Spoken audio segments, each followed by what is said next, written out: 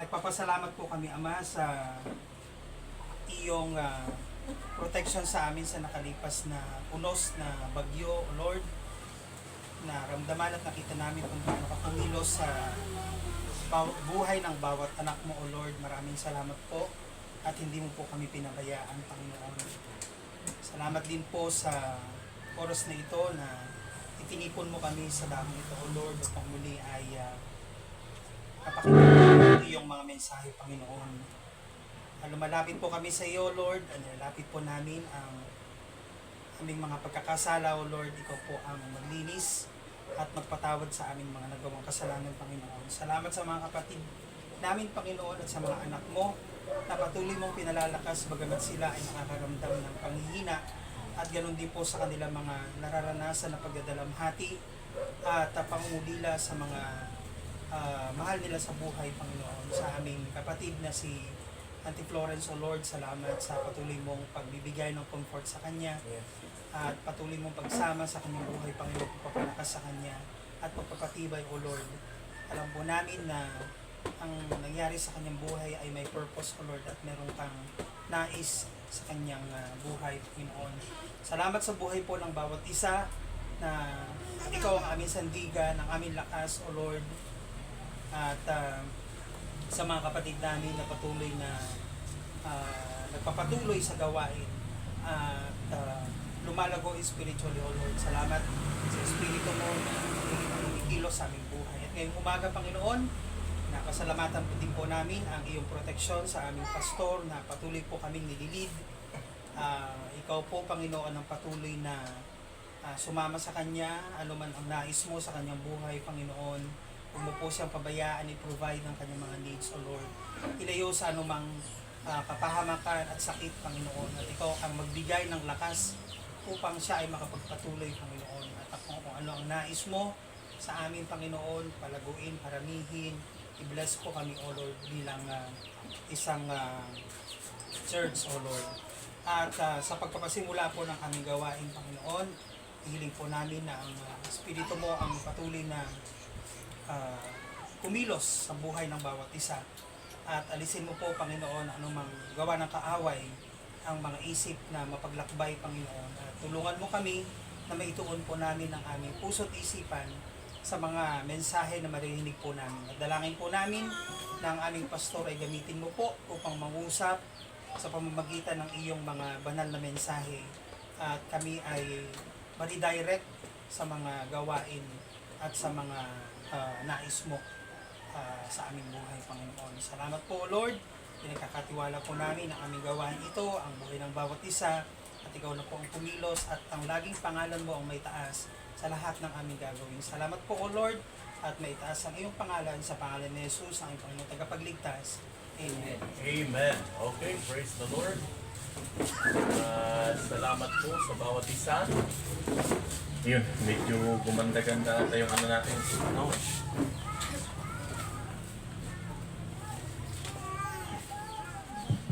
Hello. Okay. Okay, so yon, may electric pan dyan. Pwedeng kunin nyo na lang yung isa, tapos ikabit mo dyan sa bantay.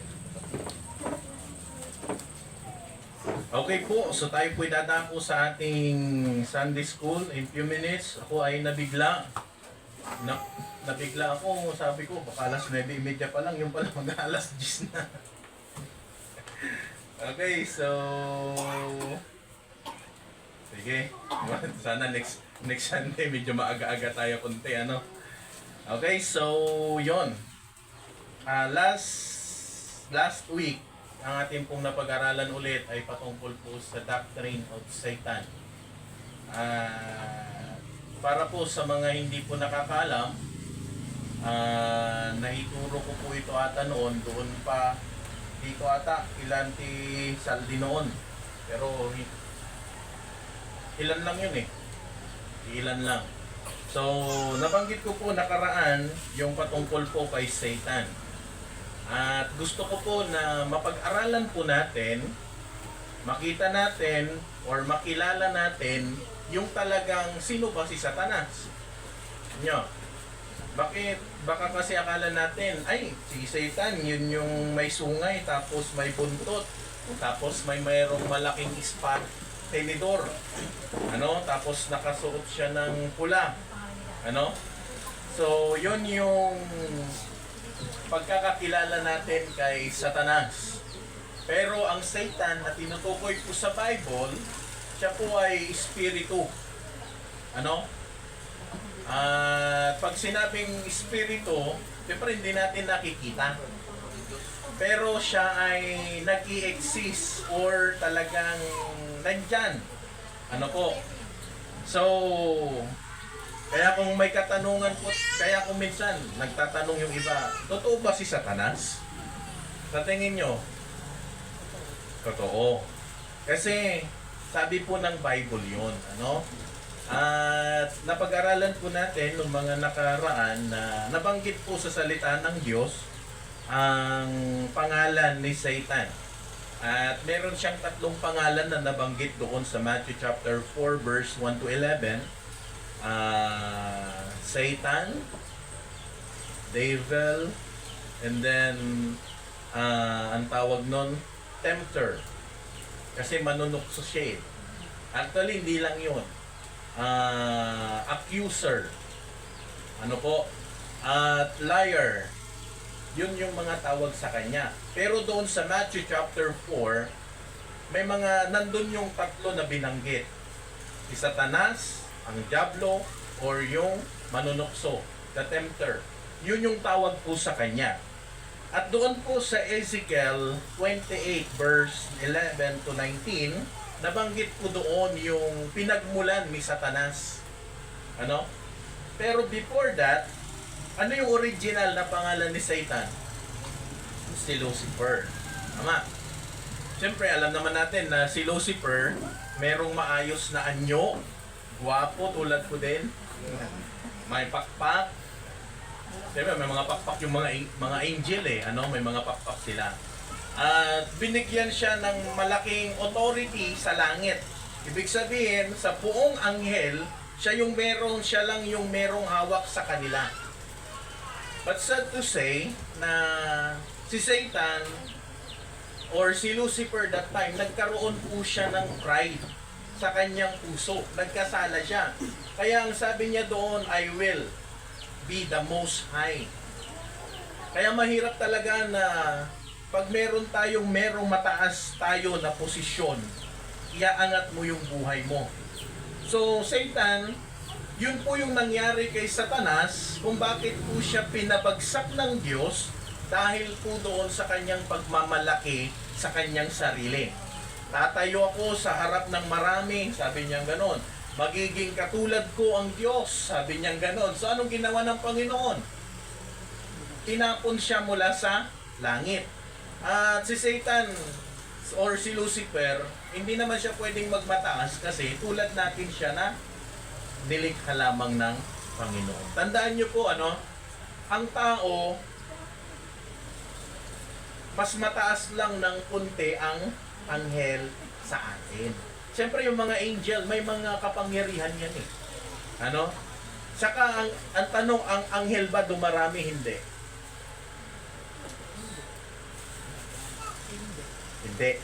Hindi sila dumarami.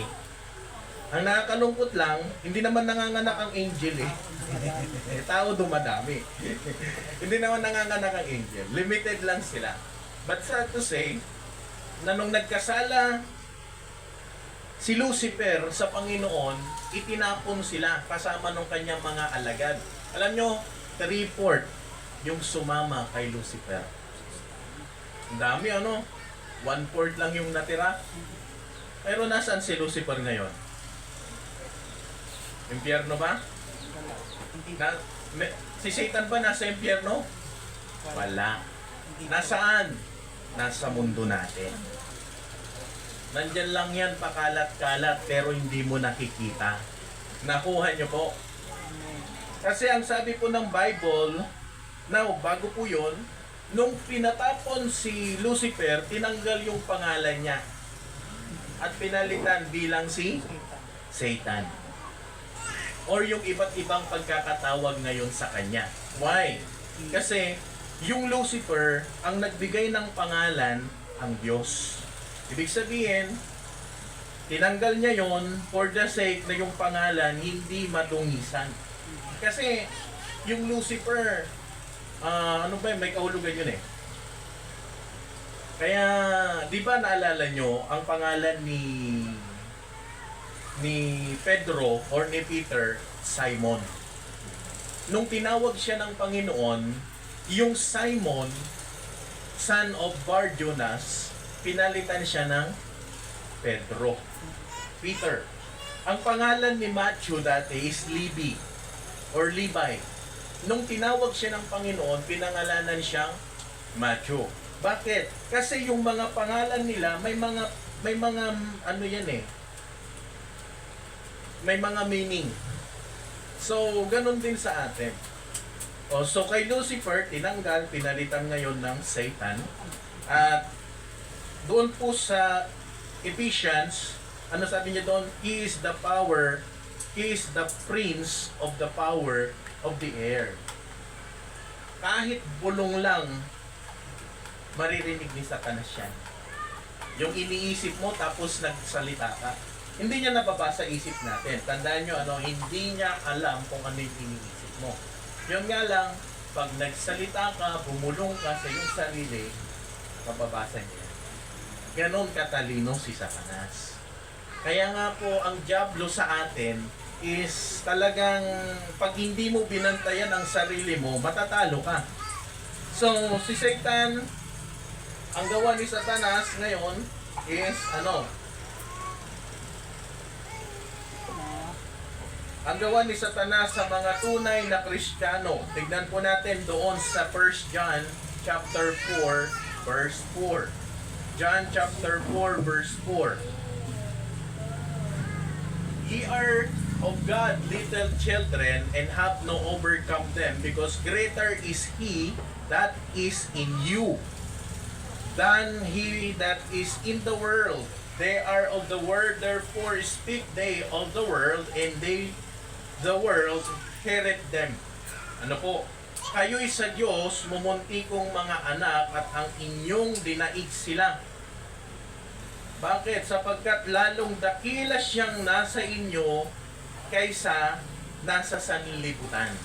Ang tinutukoy po dito na nasa sanlibutan ay ang si Satanas at yung kanyang mga alipores.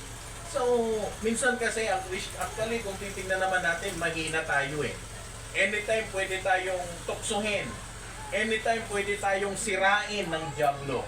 Pero ang trabaho po natin, binigyan tayo ng Panginoon ng katagumpayan na ma-overcome natin itong gawa po ng diablo.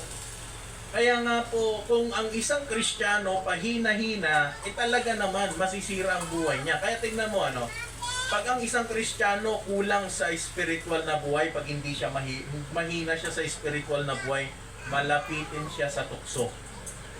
Kapag ang isang Kristiyano hindi siya mahilig makinig ng salita ng Diyos, palagi siyang binabanatan ni Satanas. Kaya tignan mo bakit maraming nangihina sa gawain. Hanggang sa katagalan nagki-quit. Hindi na nagsisimba. Why? Kasi nga yun yung target ni Satanas. Kung ikaw yung Kristiyano na matapat, mag-ingat-ingat ka. Hindi mo alam, bubulungan ka ng diablo. Okay? At yung mga bagay na nangyayari sa buhay po natin, minsan, gagamitin yan ni Satanas para tayo po ay manghina. Ano po? Manghina. Yes. At salamat sa bawat isa na anuman ang dumating na mga sakuna sa ating buhay, ay nandito tayo nananatili. Ano po? Hindi po natin hahayaan na yung ating sarili po ay madaig. Ano po? Or matalo ng kaaway. Yes. Barkada or kahit ano man yan na pwedeng gamitin ng diablo sa atin. Ganun talaga eh. Ano po?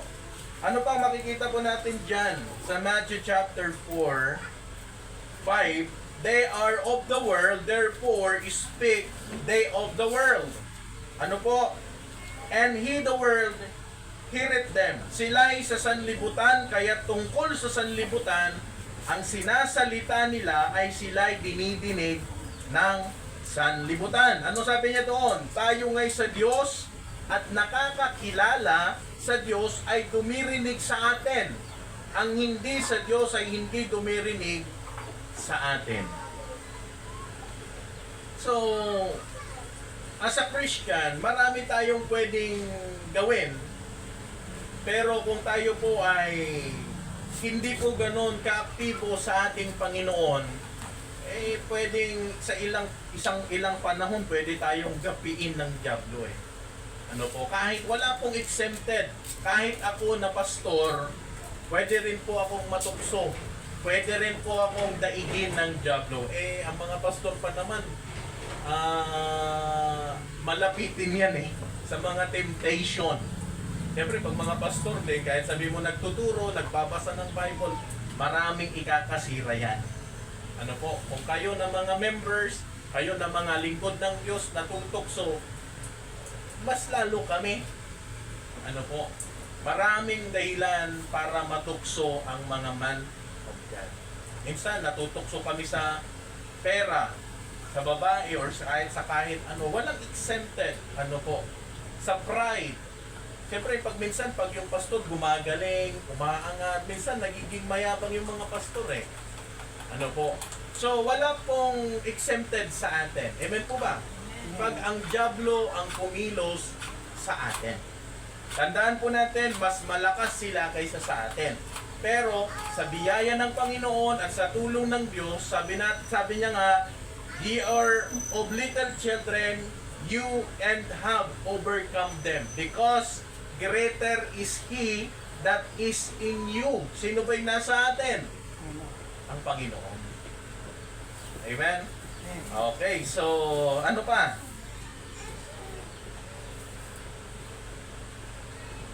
Sa Matthew chapter 12 verse 26. Sa Matthew chapter 12 verse 26.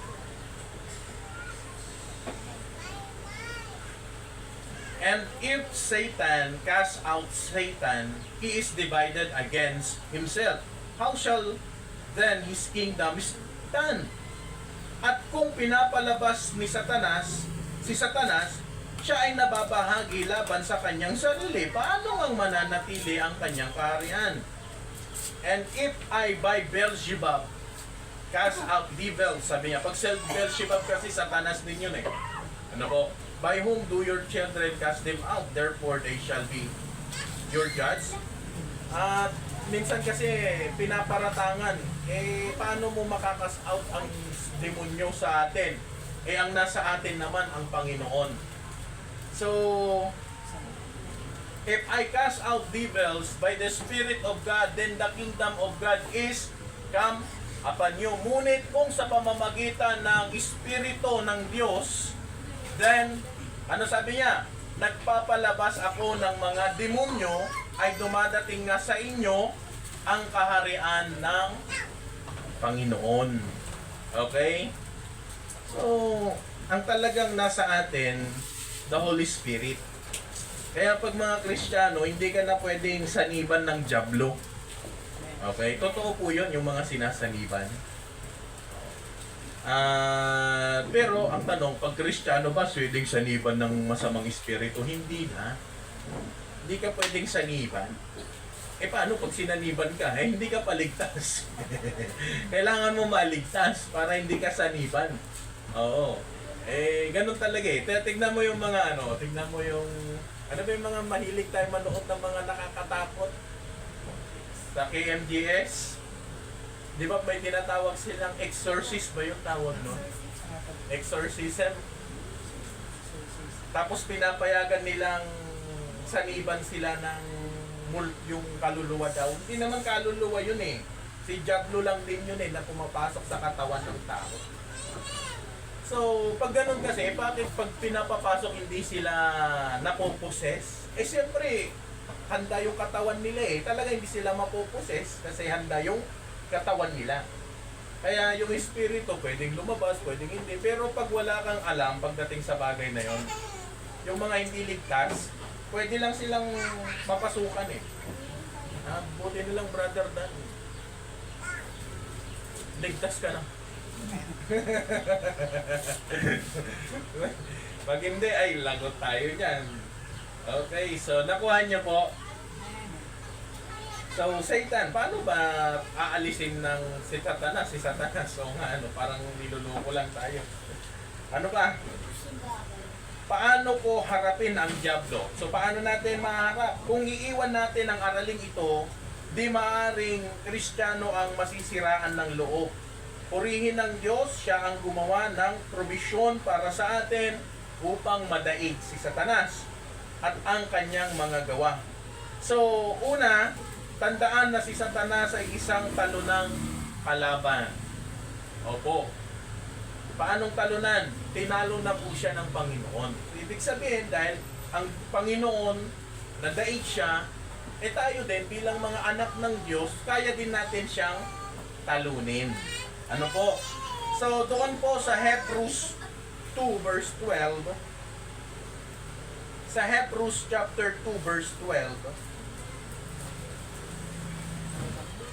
saying, I will declare thy name unto my brethren in the midst of the church, and I will sing praise unto thee. Ano? Sinasabi ko, ibabalita ko ang inyong pangalan sa aking mga kapatid. Ba't parang iba yung, tama ba? 14 pala, sorry, 14. For as much, dahil ang mga anak ay mga bahagi sa laman at dugo, siya na may gayon din nakabahagi sa mga ito, upang sa pamamagitan ng kamatayan ay kanyang masipulyaong paghahari sa kamatayan sa matuwid at ang Diablo. So listen, nung ang Panginoon ipinako sa krus, ano po, ang plano ni Satanas, patayin talaga ang Panginoong Kristo. So, ginamit niya yung mga Pariseo, ginamit niya yung mga tao para i-accuse itong ating Panginoon.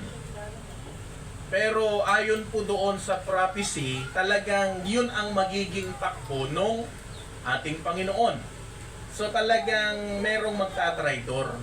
Pero yun yung plano ng Diyos para matuloy yung plano niya. Now, listen. Nung namatay ang Panginoon sa krus ng Kalbaryo, masaya si Satanas. Why? Ikaw ba naman, yung tagapagligtas mo, mamamatay lang? Sino magliligtas sa atin? Yung tagapagligtas natin, patay. Ano po? Pero naka-prophecy yun eh. Na after 3 days, ano gagawin niya? Mabubuhay siya. Tanong, nasaan ang Panginoon nung 3 araw na yon?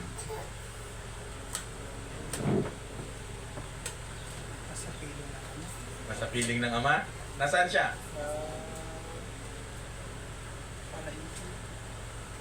Paradise.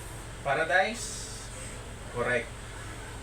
That time kasi, nung panahon ng Panginoon, meron pa tayong tinatawag na paradise.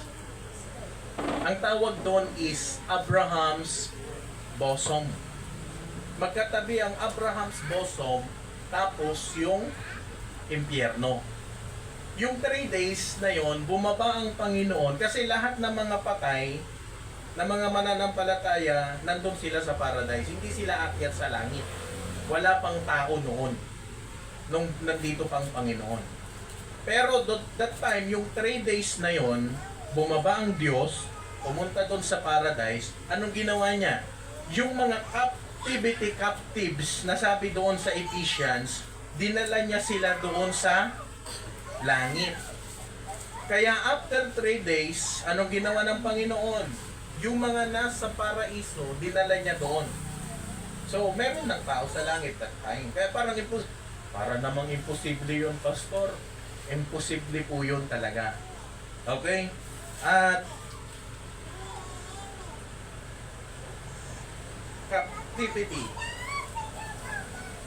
Kung makikita po natin, kung hindi ako nagkakamali sa Ephesians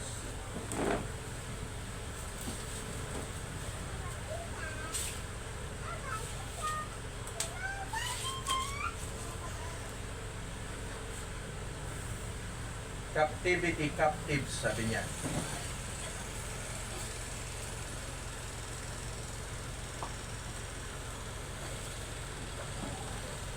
Ito. Ephesians chapter 4 verse 8. Ano sabi niya?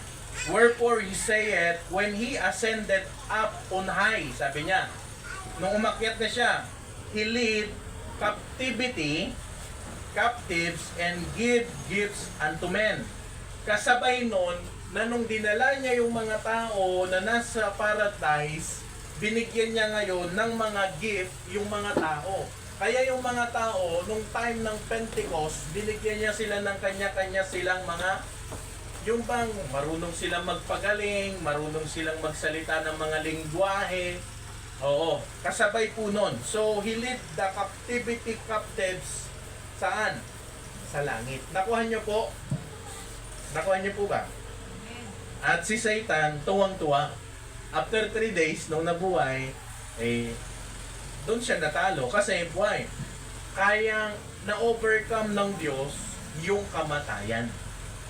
Na yun yung mapag-aaralan natin soon kung bakit meron tayong tinatawag na resurrection para sa mga patay or sa mga natutulog.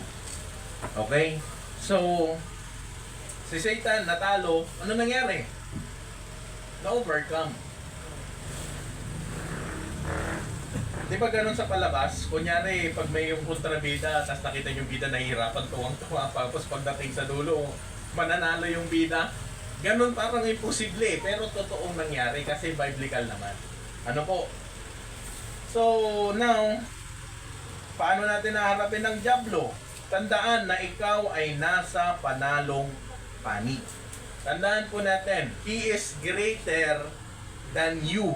Sabi po noon sa 1 John chapter 4 verse 4. Mas dakila ang Diyos kaysa sa dyablo. And then, huwag bigyan ng dyablo ng 1 pulgada. Ibig sabihin, para ma-overcome natin, huwag kang magbibigay ng space kay Satanas. Ano? Ibig sabihin na huwag mo siyang palalapitin sa'yo. Na hanggat kaya mo, hanggat maaari, huwag mong hayaan na ang dyablo kalabitin ka man lang. Pag kinalabit ka ng dyablo, talaga naman na anytime pwede kang magapi ng dyablo. Sa buhay po natin, pag nakalimutan natin, wala Kaya nga lagi dapat tayong napapaalalahanan ng salita ng Diyos. Amen po ba?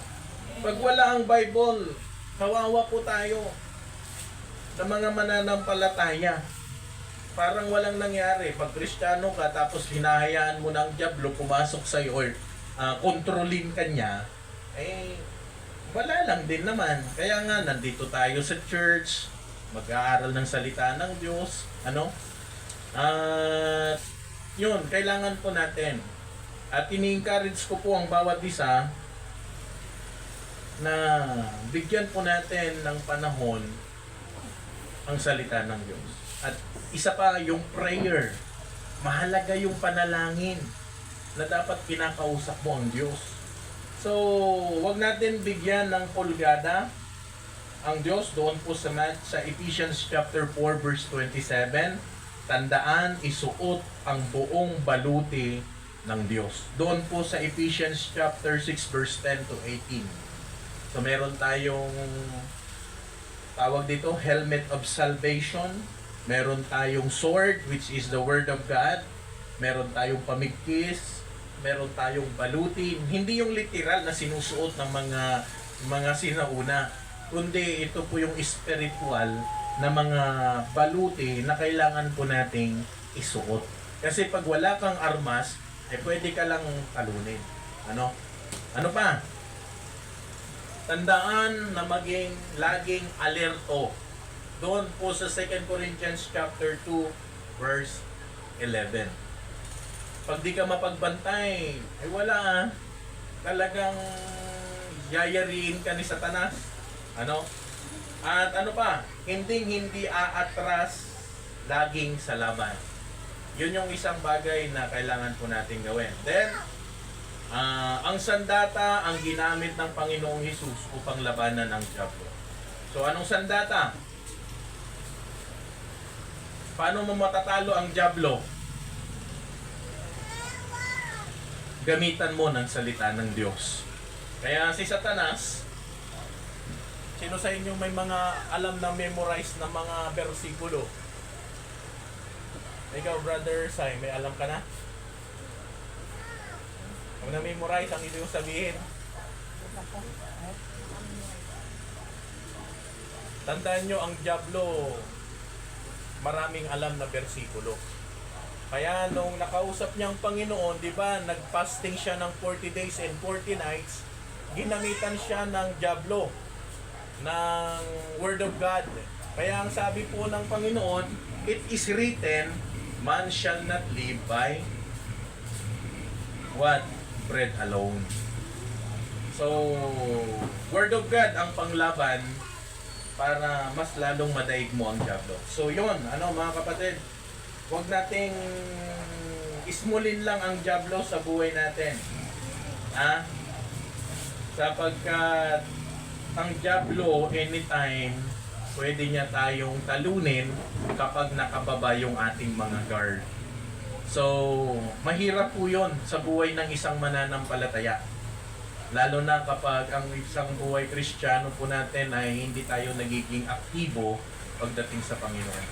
So, ipag-pray po natin, and hoping and praying na madagdagan yung ating pong prayer meeting. Pag wala po kayong ginagawa, punta po kayo dito. Yung prayer meeting po natin kasi mahalaga na magpanalangina. So binalik ko po siya ng Saturday. Pag Friday kasi minsan wala yung mga colleges.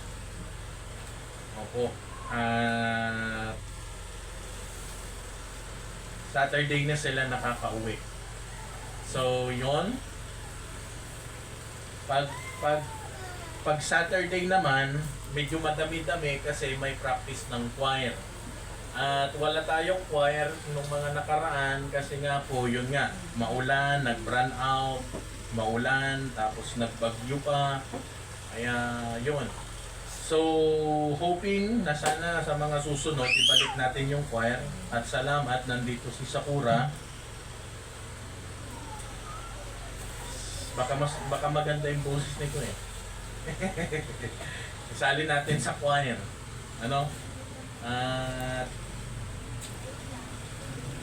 Ayaw mo na sa Japan.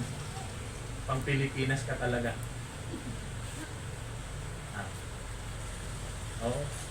May pang Pilipina ka talaga. Kaya pag-pray po natin, yung bawat isa. Wala yung iba nating mga young people. What happened?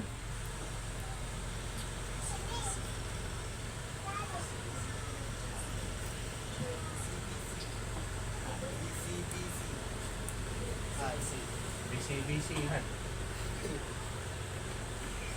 So, wala yung iba, wala si Shireen. Pag nababarkada ka talaga sa mga maling tao, hihiwalay ka sa Panginoon. At wala si Shirley.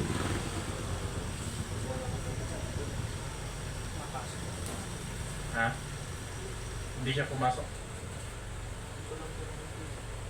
So wala yung iba nating young people, si Sheila, ipag-pray natin na makabalik. Kausapin lang natin. Okay? Sino pa bang walang mga young people natin na wala?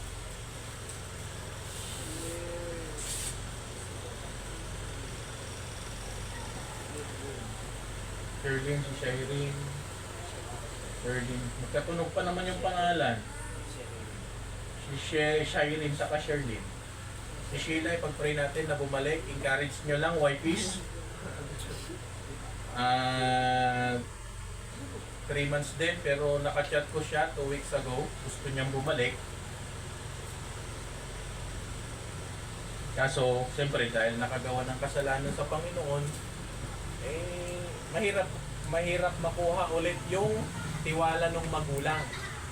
Kaya, pag-pray lamang po natin na makabalik yung ating mga young people.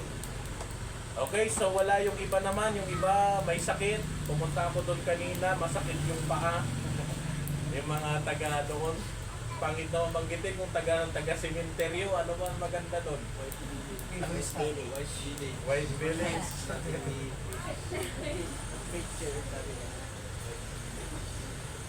Mahirap din naman sabihin natin na Campo Santo. Jay, taga Campo Santo. Pagandahin naman natin. Ano ba yung parang ano, yung parang ano ba tawag na?